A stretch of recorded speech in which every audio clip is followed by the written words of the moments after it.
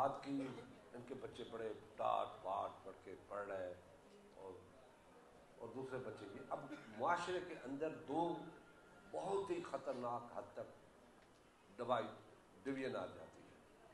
ایک معاشرہ جو غریب معاشرہ جو نیچے پڑتا ہے وہ ادھر ہے, امیر معاشرہ ادھر ہے, اتنا فرق ہے.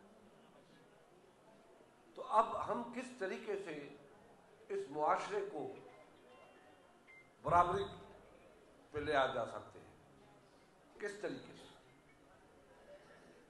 ایک انسان تو کچھ نہیں کر سکتا جب تک سب ان کے ساتھ تعاون نہ کرے. تو میں نے کیا کیا کہ میں نے کہا کیا یہ ہمارے بچے نہیں ہیں؟ جو ہمارا اصل ووٹر ہے وہ غریب ہے, جو دیہات میں گرمی میں کھڑا ہوتا ہے لائن میں.